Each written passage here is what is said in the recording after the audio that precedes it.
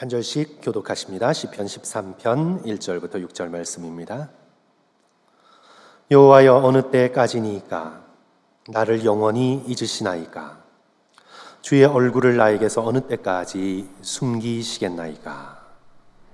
나의 영혼이 번민하고 종일토록 마음에 근심하기를 어느 때까지 하오며 내 원수가 나를 치며 자랑하기를 어느 때까지 하리이까? 여호와 내 하나님이여, 나를 생각하사 응답하시고 나의 눈을 밝히소서. 두렵건대 내가 사망의 잠을 잘까 하오며 두렵건대 나의 원수가 이르기를 내가 그를 이겼다 할까 하오며 내가 흔들릴 때에 나의 대적들이 기뻐할까 하나이다. 나는 오직 주의 사랑을 의지하여 싸우니 나의 마음은 주의 구원을 기뻐하리이다. 같이 읽습니다. 내가 여호와를 찬송하리니 이는 주께서 내게 은덕을 베푸심이로다. 아멘. 아멘. 기독교 철학자인 월터 스톨프는 25살의 아들 에릭을 잃고는 하나님께 이렇게 탄식합니다. 어릴 적부터 저는 하나님에 대해 들어왔습니다. 어릴 적부터 하나님을 믿어왔습니다. 그 믿음을 사람들과 함께 나누어 왔고 사람들과 함께 했던 기도와 선행과 찬양과 묵상과 나눔 속에서 저는 당신의 임재를 느껴왔습니다. 그때 당신의 멍에는 쉽고 당신의 짐은 내게 가벼웠습니다. 당신은 그때 저를 향해 웃고 계셨습니다. 그러나 이제 한낮의 정오는 자정의 어둠으로 변해버리고 말았습니다. 에릭이 죽었다는 말을 듣자마자 나에게 빛이 사라졌습니다. 이 어둠 속에 당신은 어디에 계십니까? 지금껏 저는 빛 가운데 계신 하나님을 찾아왔습니다. 하지만 이 깊은 어둠 속에서는 당신을 도무지 찾을 수가 없나이다. 나의 눈이 이 어두움에 익숙해질 수 있을까요? 빛이 아닌 어둠 속에서도 당신을 찾을 수 있을까요? 아니, 찾기나 할 수는 있는 겁니까? 빛이 사라진 어둠 속에서 내가 부를 수 있는 노래는 있기나 한 것입니까? 침묵 속에서 이렇게 기다리는 것만이 최선입니까? 아들을 잃은 깊은 슬픔 속에 질문의 질문을 하나님 앞에 쏟아내고 있는 것입니다. 그는 또 이렇게 말합니다. 내 상처는 대답 없는 질문이다. My wound is an unanswered question. 나의 상처는 unanswered question. 하나님께 이렇게 절절히 질문을 쏟아내지만 그러나 한마디 대답 없이 침묵하고 계시는 하나님. 대답되지 않은 질문이 나에게 있어서 상처라고 그는 고백하고 있습니다. 26살의 아들 원태를 잃은 소설가 박완서 씨도 같은 탄식의 질문을 쏟아냅니다. 주님, 당신은 과연 계신지, 계시다면 내 아들은 왜 죽어야 했는지, 왜 내가 이렇게까지 고통을 당해야 하는 건 도대체 무슨 영문인지, 주여 더도 말고 덜도 말고 한 말씀만 하소서. 그의 책의 제목이 되죠. 한 말씀만 하소서. 오늘 시편의 기자 다윗도 하나님을 향해 탄식의 질문을 쏟아내고 있습니다. 시편 13편 1절 여호와여, 어느 때까지입니까? 나를 영원히 잊으셨나이까? 주의 얼굴을 나에게서 어느 때까지 숨기시겠나이까? 2절 말씀, 나의 영혼이 번민하고 종일토록 마음에 근심하기를 어느 때까지 하오며 내 원수가 나를 치며 자랑하기를 어느 때까지 하리이까? 사랑하는 성도 여러분, 우리가 꼭 기억해야 될 것이 한 가지 있습니다. 한마디의 질문도 기도입니다. 질문도 기도입니다. 한마디의 간절한 탄식이 하나님께서 받으실 만한 가장 아름다운 기도가 될 수 있습니다. 주님, 어느 때까지입니까? 한마디를 뱉어내고 더 이상 뱉어낼 수가 없어 눈물로 하나님 앞에서 울 수 있는 것, 그리하여 올려드린 기도는 주여 어느 때까지입니까? 하는 한 질문밖에 없으나 그러나 하나님 앞에 머물며 울며 흐느낄 수 있는 것, 그것이 바로 기도입니다. 말없이도 우리는 눈물로 우리의 응어리진 마음, 상처받은 심령을 주님 앞에 올려드리면 그것이 바로 하나님께서 받으실 만한 간절한 아름다운 기도가 될 수 있는 것입니다. 그래서 성도 여러분, 기억하십시오. 질문도 기도입니다. 대답이 주어지지 않아도 메아리처럼 돌아오는 것 같아도 그래도 하나님을 향한 간절한 탄식의 질문 한마디가 기도입니다. 예수 그리스도께서도 십자가상에서 시편 22편 1절의 말씀으로 하나님 앞에 간절한 기도를 올려드렸습니다. 나의 하나님, 나의 하나님, 왜 어찌하여 나를 버리셨나이까? 그러므로 성도 여러분, 시편의 말씀을 붙들고 탄식의 기도를 주님 앞에 올려드리십시오. 오늘 1절 여호와여 어느 때까지입니까? 라는 말씀을 의지하여 그 말씀을 붙들고 여러분의 고통과 상실과 두려움과 의심과 분노를 숨김없이 하나님께 아뢰십시오. 주님, 정말 너무하십니다. 나의 자녀가 어느 때에야 주께로 돌아올 수 있겠습니까? 내 남편이 언제쯤 변할 수 있겠습니까? 주님, 저는 지쳤습니다. 하나님, 제가 돈 문제로 언제까지 이렇게 쫓기며 살아야 되겠습니까? 탄식의 외침을 붙들고 주님 앞에 나아가십시오.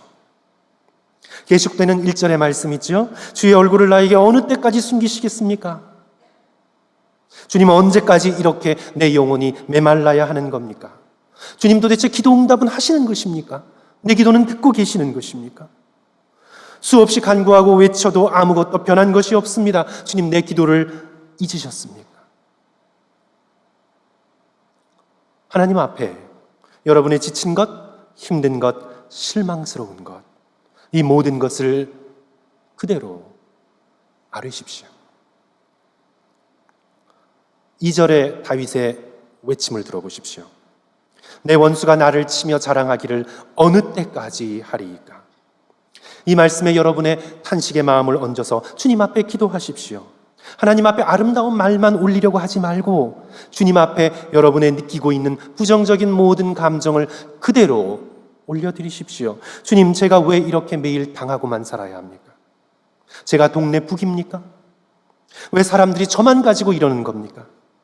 왜 저만 항상 당하고 양보하고 사과하고 뒤로 물러나고 용서해야 하는 것입니까? 제가 저들에게 빚진 자입니까, 주님?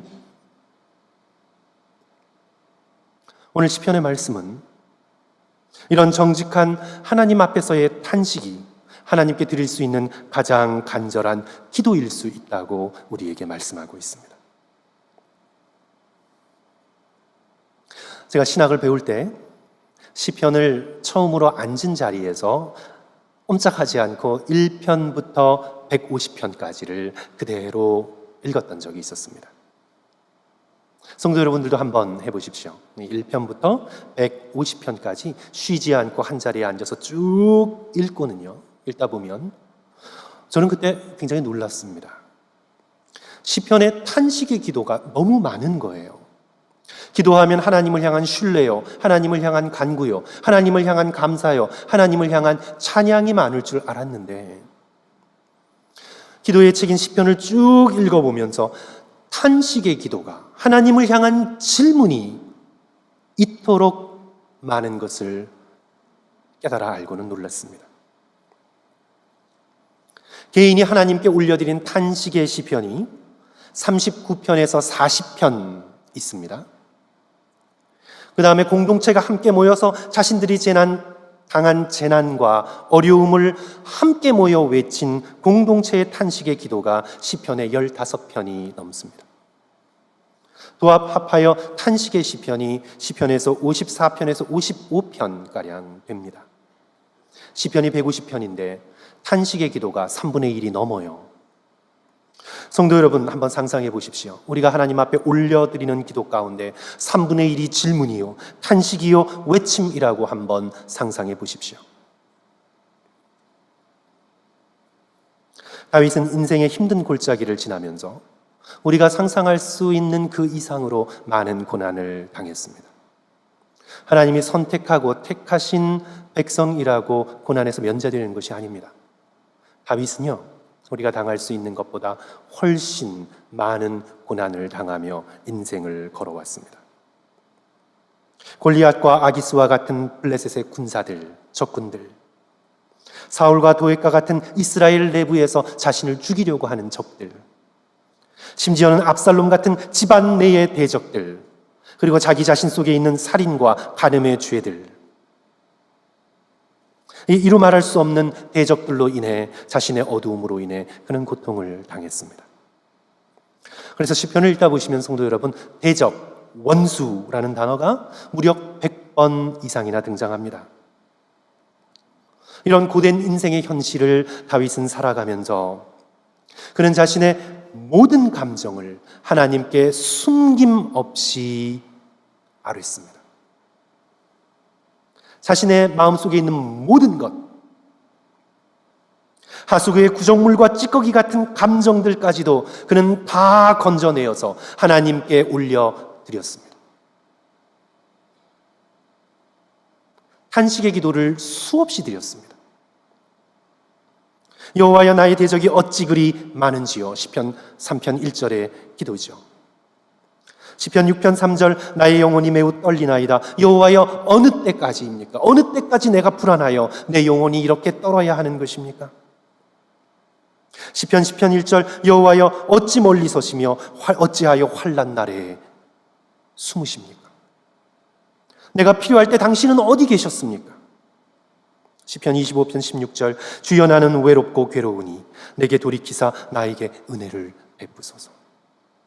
시편 40편 12절, 수많은 재앙이 나를 둘러싸고 나의 죄악이 나를 덮임으로 우러러 볼 수도 없으며 죄가 나의 머리털보다 많음으로 내가 낙심하였나이다. 다윗뿐만이 아니라 믿음의 백성들도 하나님 앞에 끊임없이 탄식의 기도를 올렸습니다.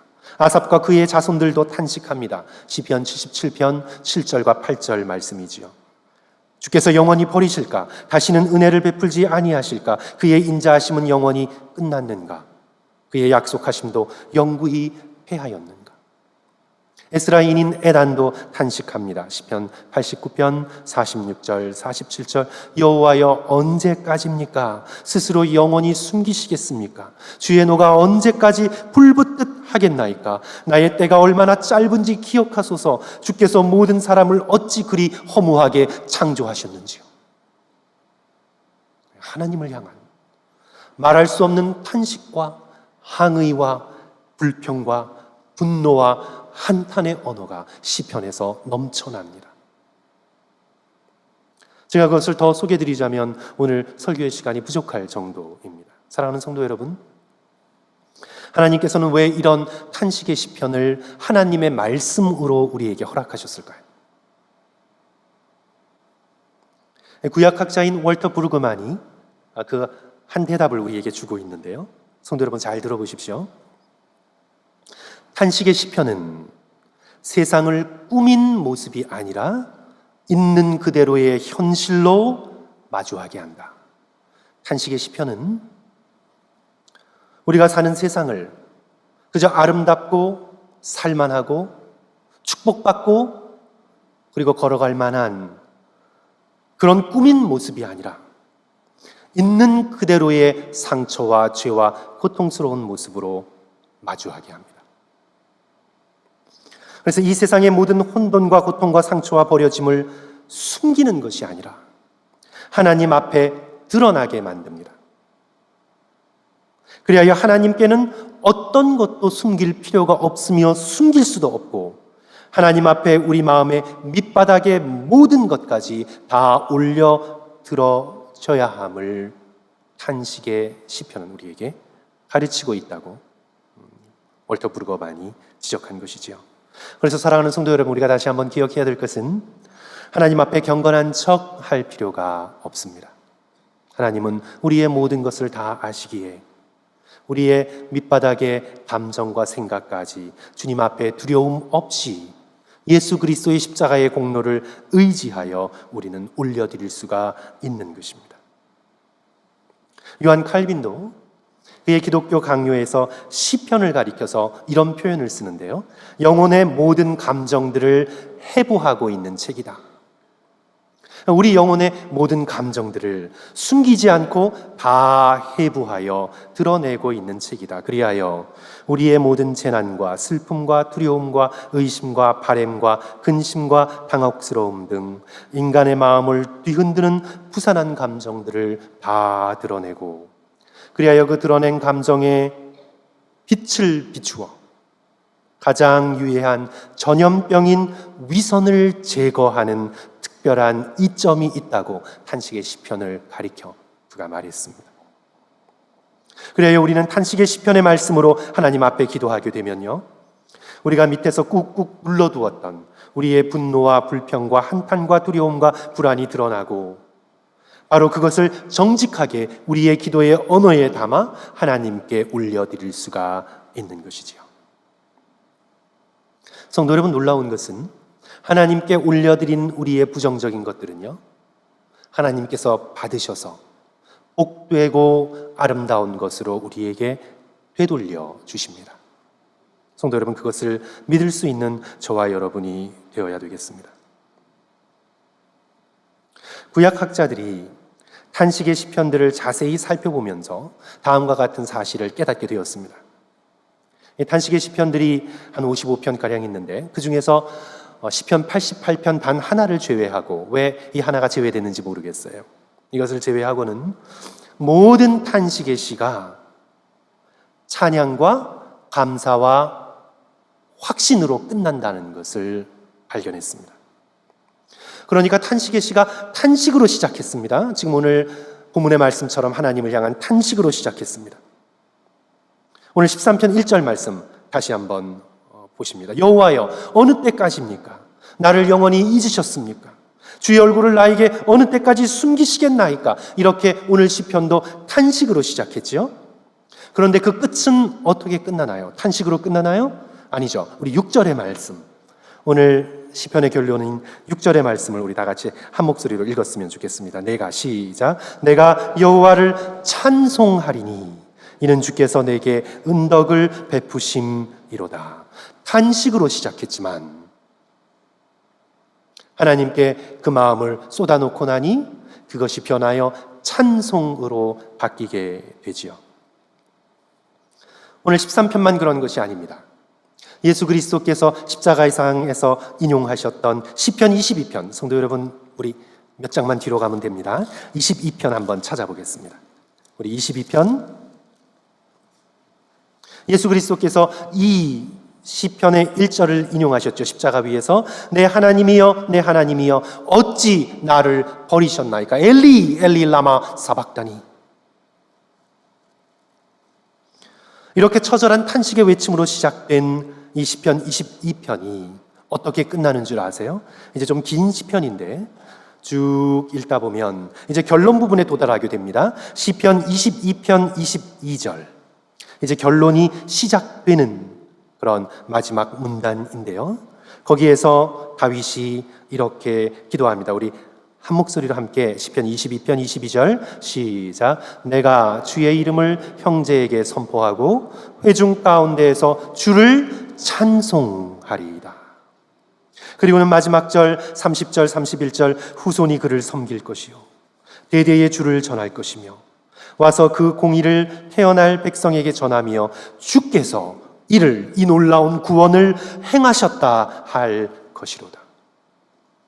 감사와 확신으로 끝나게 되지요. 버림받은 처절한 탄식으로 시작했지만 그 탄식의 기도가 그 끝은 어떻게 끝난다고요? 찬양과 확신과 감사로 끝나게 됩니다. 이를 통해 우리가 기억해야 될 것은 하나님 앞에서의 정직한 탄식은 반드시 신뢰와 찬양으로 바뀌게 된다는 것입니다. 우리는 하나님 앞에 탄식하는 순간 치유되기 시작합니다. 우리가 하나님 앞에 탄식하는 순간, 우리가 사람 앞에 탄식하면 치유가 안 돼요. 더 상처가 커가지요. 그러나 우리가 하나님 앞에 탄식하는 순간 이제 우리의 치유는 시작되는 것입니다. 이사야 61장 3절은 이렇게 말씀합니다. 무릇 시온에서 슬퍼하는 자에게 화관을 주어 그 죄를 대신하며 기쁨의 기름으로 그 슬픔을 대신하며 찬송의 옷으로 그 근심을 대신하게 하시고. 우리가 잘 아는 복음성가의 가사와 같죠. 시온에서 슬퍼하는 자에게, 하나님의 성전에서 애통하는 자에게 하나님께서 죄 대신 화관을 주시고 슬픔 대신 기쁨의 기름을 발라주시고 근심 대신 찬송의 옷을 입혀주시겠다고 약속하는 것입니다. 이는 예수께서 팔복을 선언하시면서 애통하는 자는 복이 있나니 이는 저희가 위로를 받을 것임이라고 하신 그 말씀과 동일한 것이지요. 그러므로 사랑하는 성도 여러분, 너무 경건하지 마시고요, 하나님 앞에서 그냥 탄식하십시오. 여러 가지 어려움과 슬픔과 아픔을 통과하고 있거든 하나님 앞에 한마디의 탄식의 기도로 여러분의 마음을 올려드리십시오. 기도가 잘 나오지 않거든 시편의 말씀, 이 탄식의 시편 하나를 붙들고 애통하십시오. 하나님, 제게 너무하십니다. 어찌하여 하나님께서 제게 이런 일을 허락하실 수가 있습니까? 주여, 제가 언제까지 기다려야 하겠습니까? 그러면 하나님께서 그 탄식의 기도를 받으시고 하나님의 때에 반드시 변하여 찬송과 확신으로 우리에게 돌려주실 것입니다. 오늘 본문 말씀인 우리 시편 13편을 보시면 탄식에서 시작하여 찬송으로 가긴 가는데, 성도 여러분, 그런데 이제 곧장 찬송으로 쉽게 가지는 않아요. 오늘 쉽게 가는 것처럼 보여도 오늘 탄식이 1, 2절에 나오고 확신과 찬송이 5절, 6절에 나오는데 그 가운데 3절과 4절 가운데 토막이 있죠. 그래서 이 탄식이 찬송으로 나가는데 한 과정을 걸치게 되는데 그것이 바로 목숨을 건 간구입니다. 간구입니다. 우리 3절과 4절 말씀, 우리 다시 13편으로 돌아가셔서 우리 가운데 있는 3절과 4절 말씀을 우리 다 같이 읽었으면 좋겠습니다. 우리 여호와 내 하나님이여, 시작. 여호와 내 하나님이여, 내를 생각하사 응답하시고 나의 눈을 밝히소서. 두렵건대 내가 사망의 잠을 잘까 하오며 두렵건대 나의 원수가 이르기를 내가 그를 이겼다 할까 하오며 내가 흔들릴 때에 나의 대적들이 기뻐할까 하나이다. Persistent prayer, 간구죠. Persistent prayer. 여호와 하나님이여, 나를 생각하소서. 여호와 하나님이여, 내게 응답하소서. 주께서 응답하지 않으시면 내가 사망의 잠을 잘 것 같습니다. 주여, 내게 응답하소서. 원수가 이르기를 내가 그를 이겼다 할까 합니다. 주여, 내게 응답하소서. Persistent prayer. 주님 앞에 간구로 나아가고 있습니다. 탄식이 변하여 간구로 주님 앞에 나아가고 있는 것입니다. 지금 다윗은 오랜 동안 기다렸습니다. 간구하고 기다려도 하나님으로부터 응답이 오지 않는 것 같은 어려운 상황 속에 그가 처해 있습니다. 그리하여 여호와여, 어느 때까지입니까? 명확한 시간과 날짜를 주십시오. 나의 고난과 이 방황이 끝날 명확한 날짜를 내게 주십시오. 주여, 어느 때까지입니까? 나를 영원히 이렇게 내버려 두실 것입니까? 이제 기다리는 것도 지쳐 모든 것을 포기하고픈 마음까지 듭니다. 3절, 여호와 내 하나님이여, 나를 생각하사 응답하시고 나의 눈을 밝히소서. 두렵건대 내가 사망의 잠을 잘까 하오며. 그런데 그럼에도 불구하고 성도 여러분, 다윗은 하나님께 붙어 있습니다. 지금 끝까지 간구합니다. 포기하지 않습니다. 여호와 내 하나님이여, 내게 응답하소서. 나를 생각하소서. 하나님을 의지하고 또 의지합니다. 하나님 앞을 떠나지 않습니다. 이것이 바로 하나님께서 기뻐하시는 의인 욥의 간구이지요. 그가 자신의 태어난 생일을 한탄하며 욥기 3장에서 끊임없이 자신의 생일을 저주하며 하나님 앞에 한탄의 기도를 올리고 하나님께서 드디어 나타나시는 때까지 끊임없이 자신의 한탄의 기도를 올려드립니다. 그가 당한 끔찍한 고난과 고통에도 불구하고 그는 하나님을 등지고 떠나지 않고 하나님 앞으로 나아가 탄식하고 기도하고 항의하고 불평합니다. 지난주 저는 기도를요, 야복강에서 하나님과 야곱의 씨름에 비유했습니다. 절체절명의 위기 앞에 선 야곱은 하나님의 천사를 붙들고 씨름합니다. 허벅지의 관절이 어긋날 때까지 씨름합니다. 어느 정도로 끝까지 붙들고 있었냐 하면 천사가 부탁할 정도로 날이 세려하니 나로 가게 하라. 이런 천사의 요청에 야곱은 다시 더욱 굳게 붙들며 당신이 내게 축복하지 아니하시면 내가 당신으로 가게 하지 않겠나이다. 성도는 목숨을 건 절박함의 기도의 씨름이죠. 기도는 단순한 요청이 아니라 고된 간구요 씨름입니다.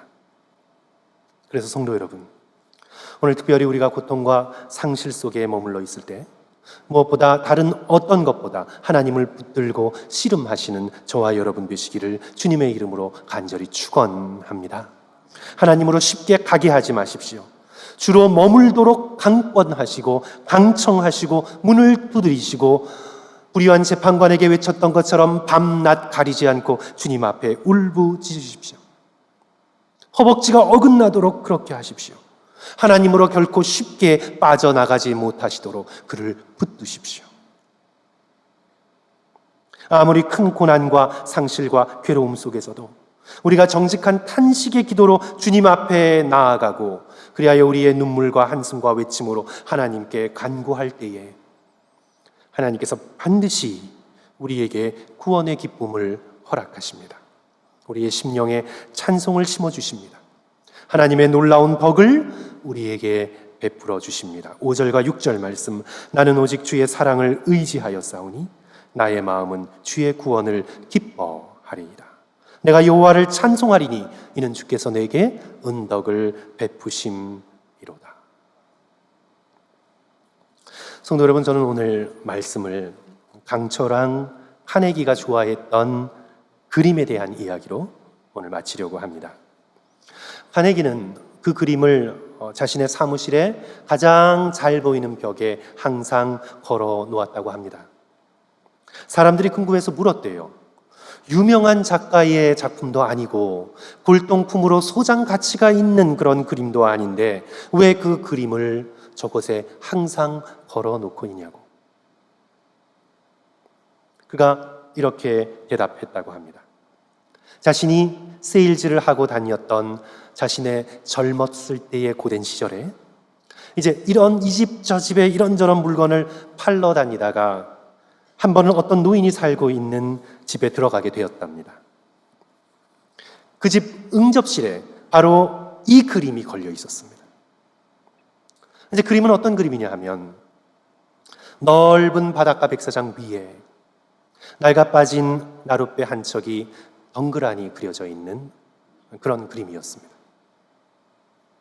썰물 때여서 바닷물이 다 빠져나가고 나룻배는 그 휑한 백사장 위에 모래가 위에 얹혀져서 기울어져 있고 그리고 노는 노대로 배 옆에 나뒹 부러져 있고 보기에도 너무나 황량하고 절망스럽기까지 한 그런 그림이었습니다.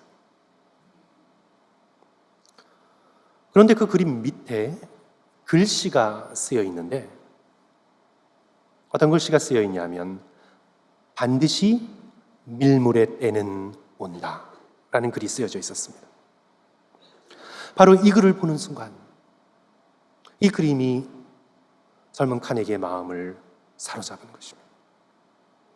그래서 저 그림을 자기에게 달라고, 지금 주실 수 없다면 당신이 돌아가실 때 저 그림을 저에게 꼭 달라고.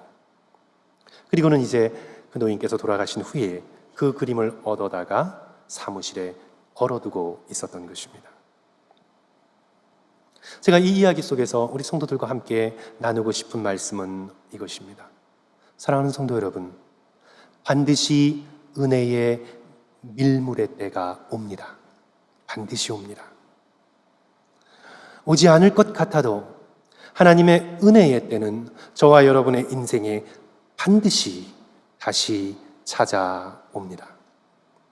지금은 메마른 모래사장 위에 우리가 얹혀진 것 같고, 그래서 노는 이리저리 나뒹구려져 있는 것 같고, 그리하여 우리의 인생이 지금 아무 소용없이 낡아 빠져 버려진 배 한 조각 같이 느껴질지 모르지만, 사랑하는 성도 여러분, 반드시 은혜의 밀물의 때는 옵니다.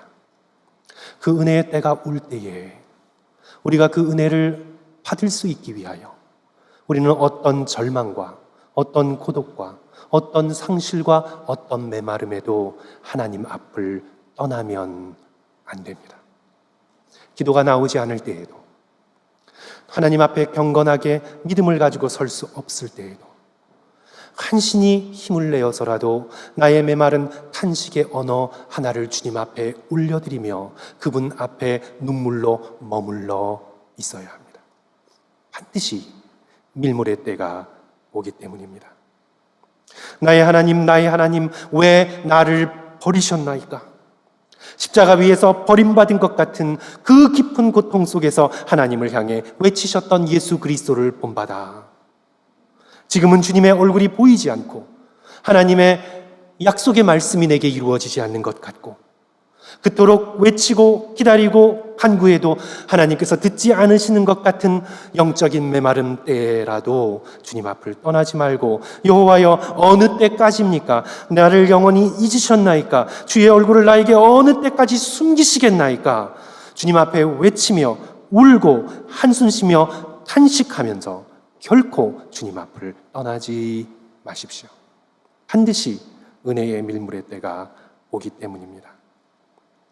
우리의 그 모든 고통과 상실과 아픔과 버려짐과 외로움을 뒤덮어버릴 하나님의 은혜의 때가 반드시 옵니다.